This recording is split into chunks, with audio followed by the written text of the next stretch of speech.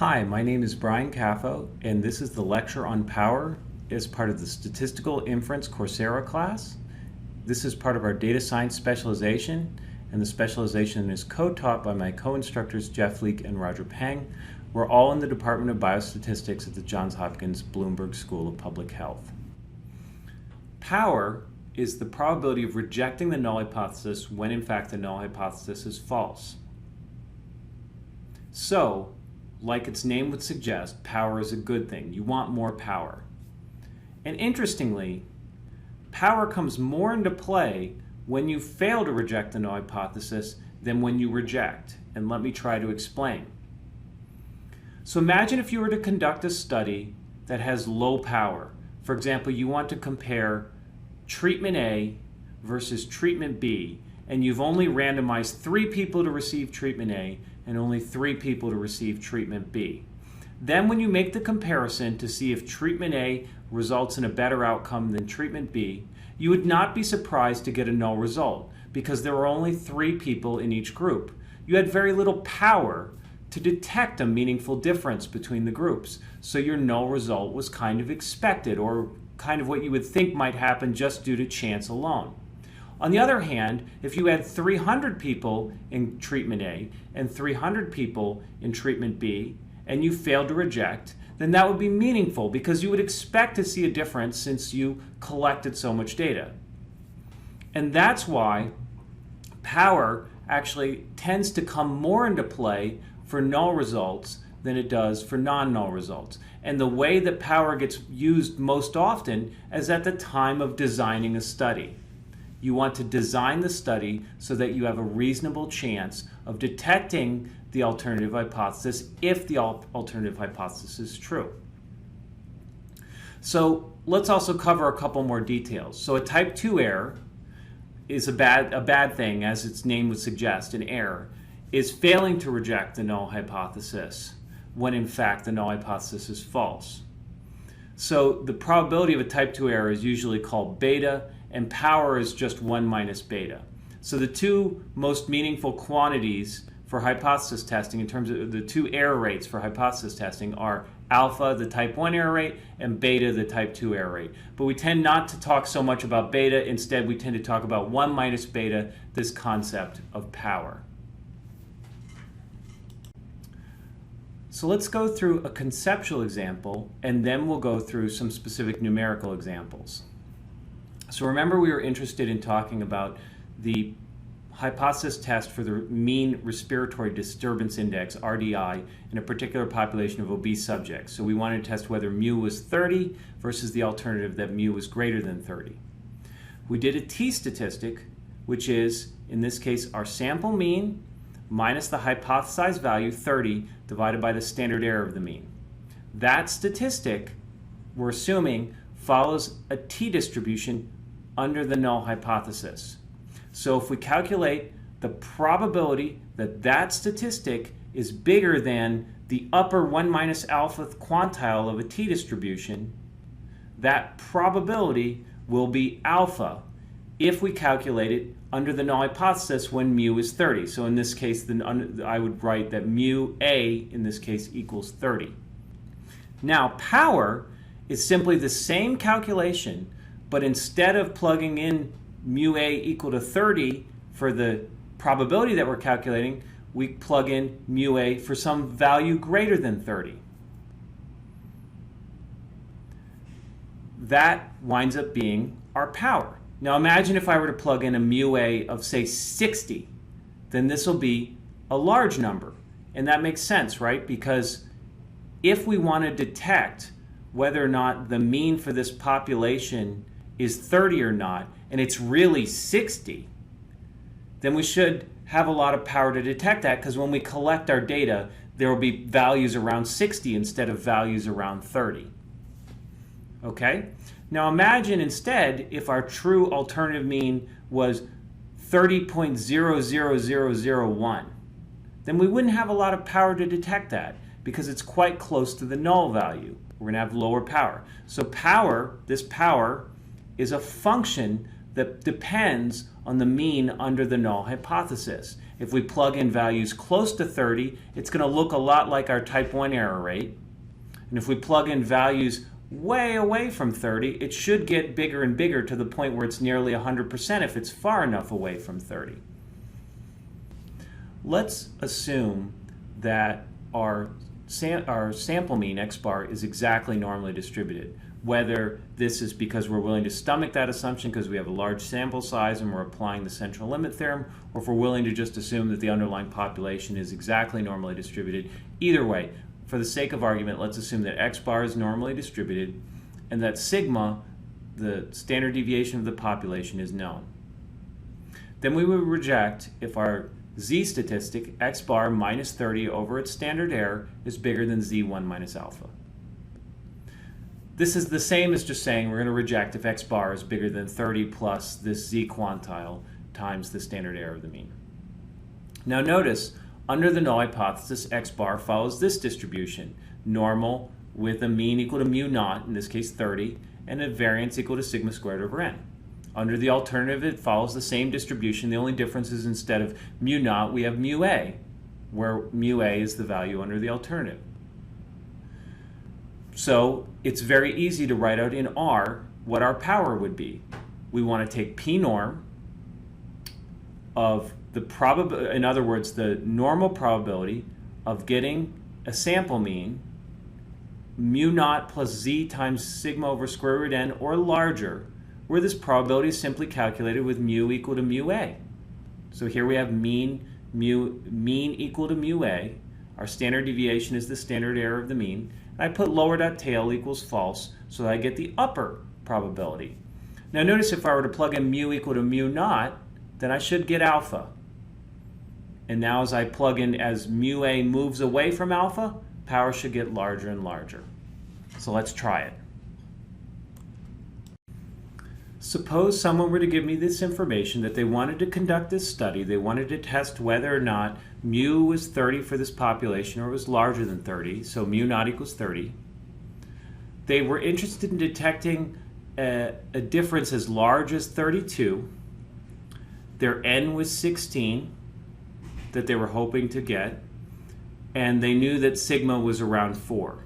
Okay, so here I've plugged in the values: mu naught equals 30, mu a equals 32, sigma equals 4, n equals 16.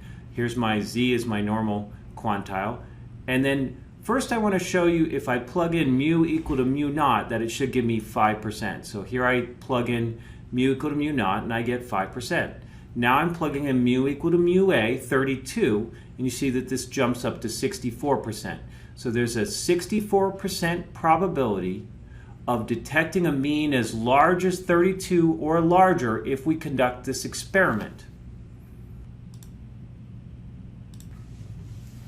So here I'm plotting the power curves, which is the power as a function of mu a, as n varies by color here, and as we head to the right on this plot, so as we head along this axis, that's mu a getting bigger, and this axis is power. Okay, so let's take a specific one of these lines and look at it. So this line right here is the power when n equals 8. And what you can see is all of the lines, including this one that we're discussing right now, converge at 0.05 as mu approaches 30. And then what you can see is that power increases as mu a gets larger. Okay, and basically that means we're more likely to detect a difference if the difference we want to detect is very big. And that makes a lot of sense. If something's a huge effect, we should be very probable, it should be very probable to detect it. And then the other thing I would note is that as we head up here, we're seeing sample sizes doubled with each line. I start out with n equal to 8, then I move to n equal to 16 right there, and then 32, and then 64, and then 128. And what you can see is the curves all getting shoved up to higher and higher power earlier and earlier. And this makes a lot of sense as well. In other words, as we collect a lot more data, we should be more likely to detect a power of a specific value of mu a. And so that's why the n equal to 128 curve is uniformly above the n equal to 64 curve, and so on. Let's use RStudio's manipulate function to evaluate power as it relates to the two normal densities. So here I'm going to do library manipulate, then I'm going to define mu naught to be 30. Then I'm going to define a plotting function that depends on the population, standard deviation, the mean under the alternative, the sample size, and the type 1 error rate. Then it does ggplot. So then it's going to execute that plot, but it's going to give me a slider so that I can vary all of these parameters. Let me first describe these two plots before we start using the manipulate function. Currently, the parameters are set at the values we used in the previous calculations. Sigma was 4, mu a was 32, n was 16, and alpha was 5%. So what this plot is saying is, under the null hypothesis, here's the distribution of our sample mean. It's centered at 30, and it has a variance of sigma squared over n. Under the alternative, it's centered at 32, and it has a variance of sigma squared over n.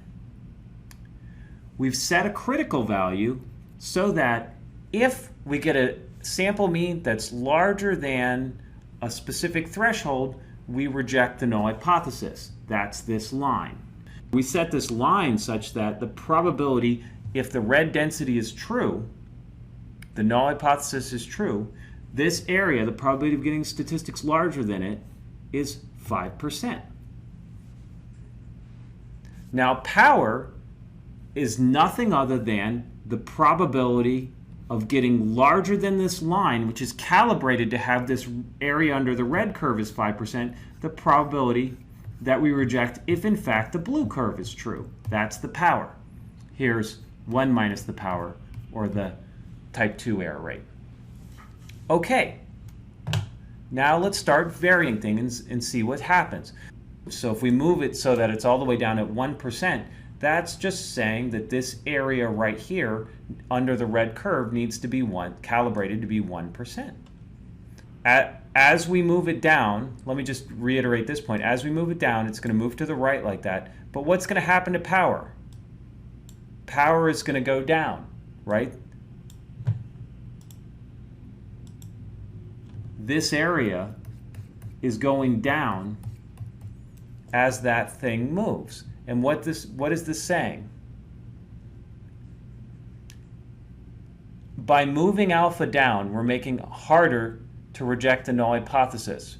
We're making the requirement of having a lot more evidence before we conclude the alternative is true. That simply results in less power. Now it's got a lower type 1 error rate, but a larger type 2 error rate and a lower power. Okay. Conversely,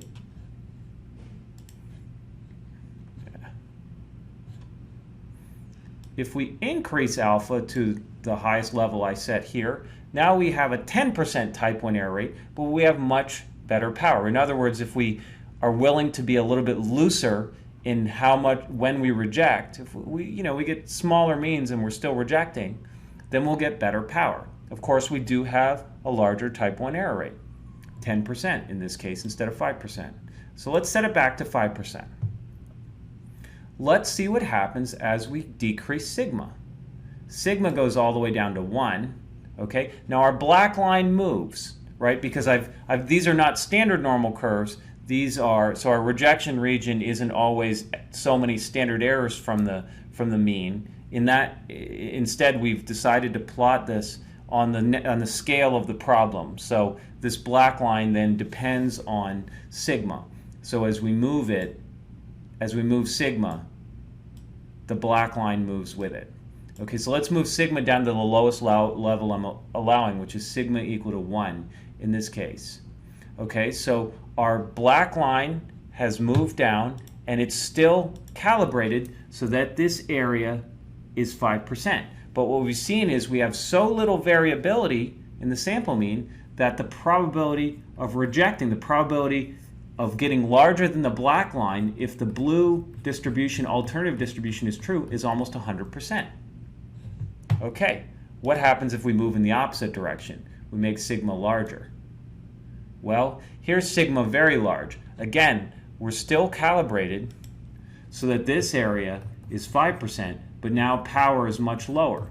And all this is saying is that if we have a lot more noise in our measurements, then we're going to have lower power. Let's try some more. Let's set this back to what it was at for the problem, 4. How about the mean under the alternative?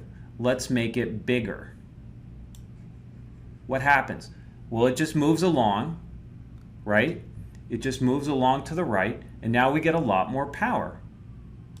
And the black line doesn't depend on the mean under the alternative, so it doesn't move. And then as it moves towards 30, you can see the power is getting lower, and the lowest the power can be is if it lies right on top of the null distribution, and then the power will be exactly 0.05. Then it'll get a little bit bigger as it moves further away and further away and further away until if we're at 35, we have almost 100% power. Okay, let's set this back to 32, the value that we were using for the problem. How about n? So remember what happens as n increases. Our sample mean gets less variable. More observations go into our sample mean, it gets less variable. So let's see what happens. Okay, less variance in our sample mean, so these densities are getting tighter and tighter. Okay, but the black line moves because remember, it's always got to be calibrated. It's always got to be calibrated so that this area is 5%. But you can see now we have much better power when we have a sample size of 50. If we move it down to a sample size very low, n of 4, again the black line is moved because it has to force this area to be 5%, and now our power is quite low.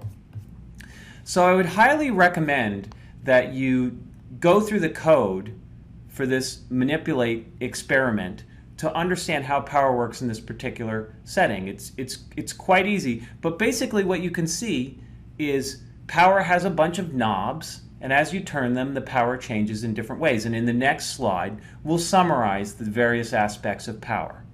But using the manipulate function like this, you can actually experiment with it yourself.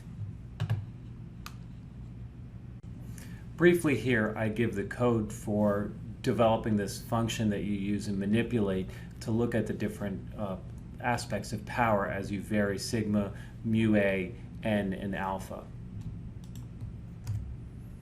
So let's just reiterate, when we're testing our alternative being that mu is greater than mu naught, and then I'm going to specify power in terms of 1 minus beta, where beta is the type 2 error rate, then we get this equation.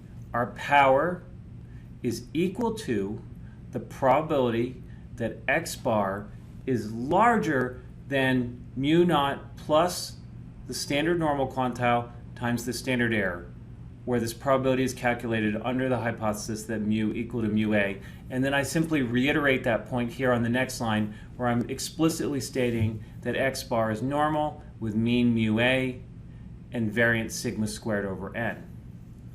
So the point I'd like to make is that the unknowns in this equation are mu a, sigma, n, and beta, or equivalently to beta, the power that you want.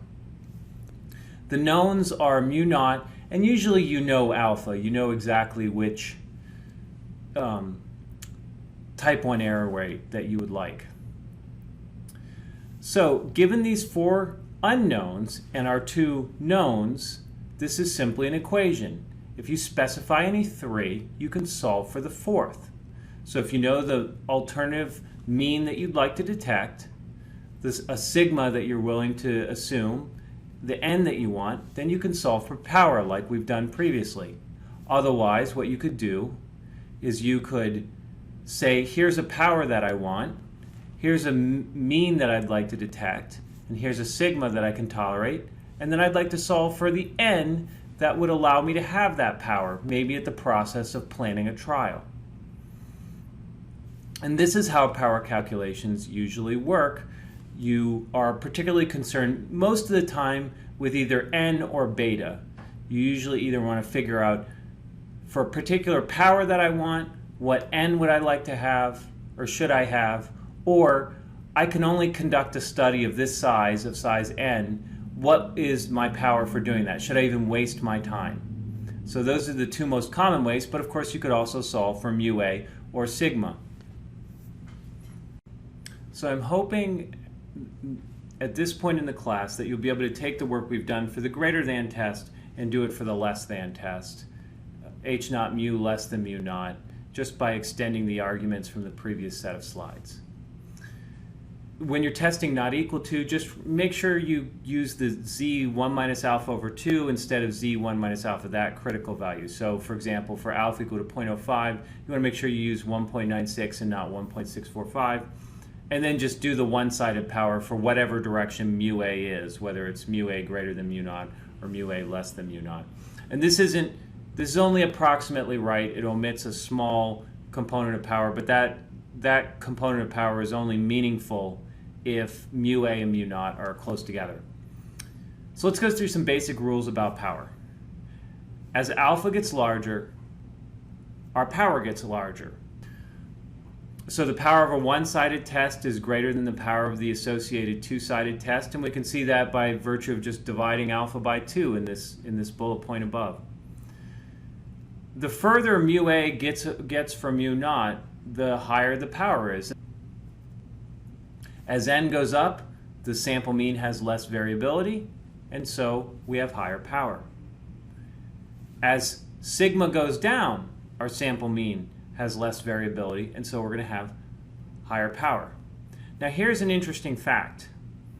Power usually doesn't depend on all of these separate parameters, but on some function of those parameters. And in this particular case, that function is one-dimensional. So you really only need to know one number to calculate power. And it's basically the difference between the null and alternative means divided by the standard error.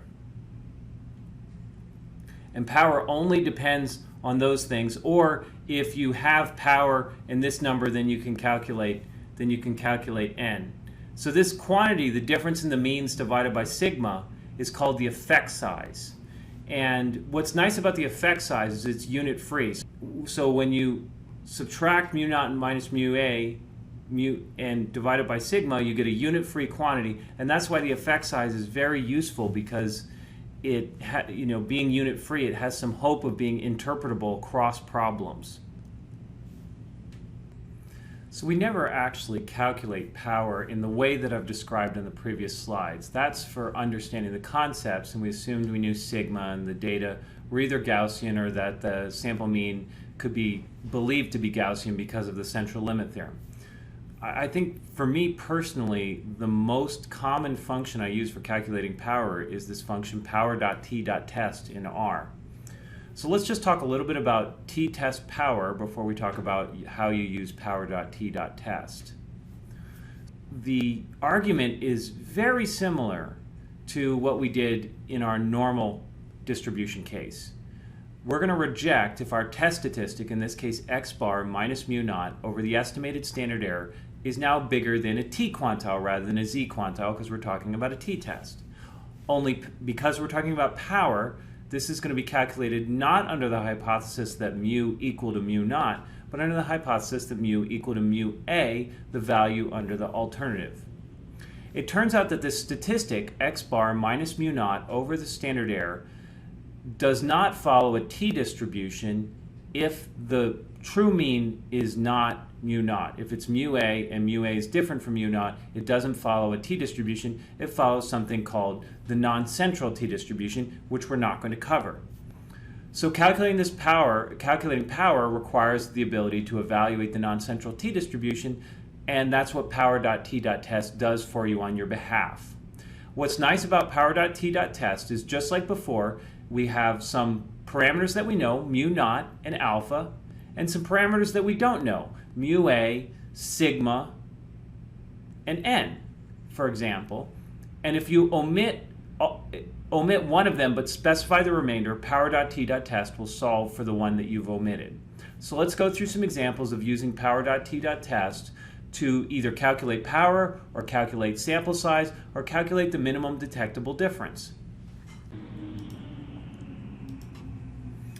Okay, let's go through a couple examples, and I'm going to point to this middle one here first.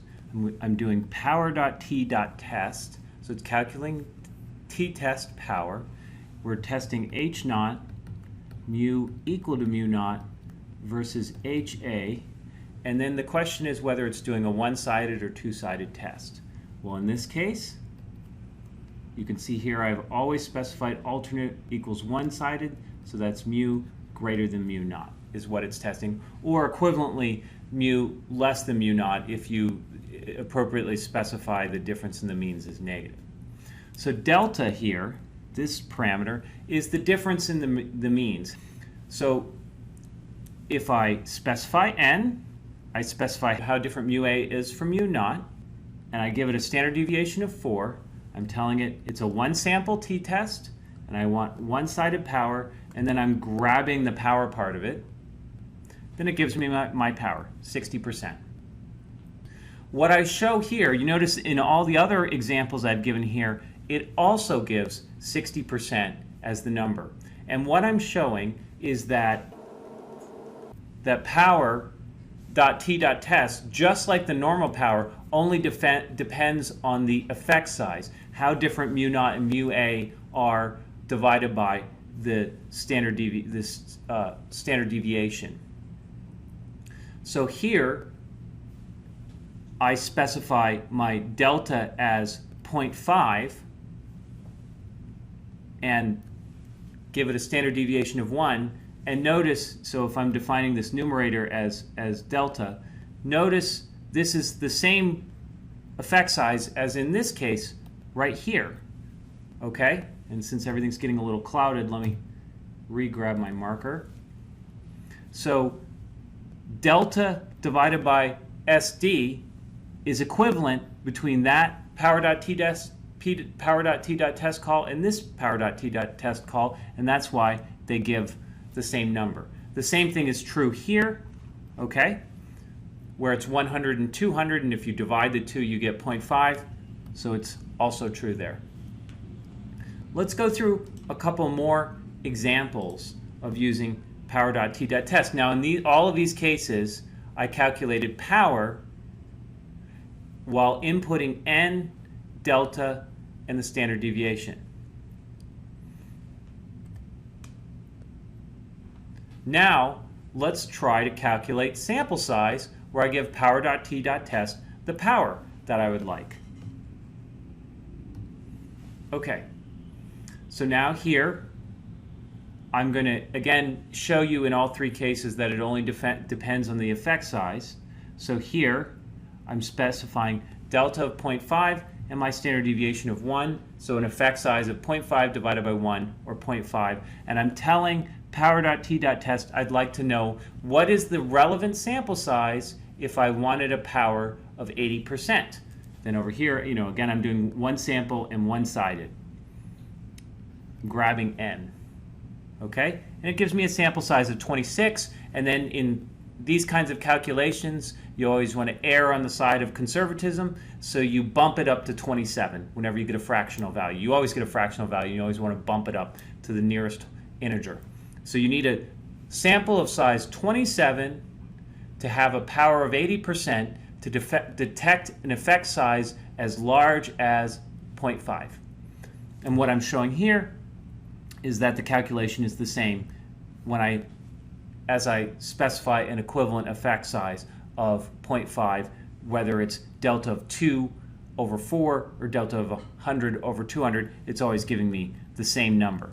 Now what I'll leave as an exercise for you guys is to, for example, omit delta and put in an n and have power.t.test show you what's the minimum detectable delta in order to have 80% power for a specific sample size.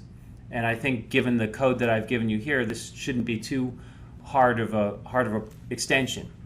I would say that I almost always use power.t.test as my first attack on a power calculation. One of the main reasons behind this is that power has a lot, as I think I've maybe explained throughout the lecture, power has kind of a lot of knobs and dials that you can turn, and it's very easy to get tripped up on thinking that you have better power than you have, or thinking that you need a smaller sample size. And so when in doubt, try to make your power calculations as simple as possible. So try to revert the question that you're asking down to a t-test or a binomial test or something like that in order to calculate power as simply as possible. And that will give you maybe a slightly conservative either power or sample size estimate, but on the other hand, you'll be able to understand it quite well. From then, you might want to move on to much more complex power calculations, but as a first pass, you always want to do the t-test power or the normal calculation power or the basic power calculation in a binomial problem as the very first thing that you do.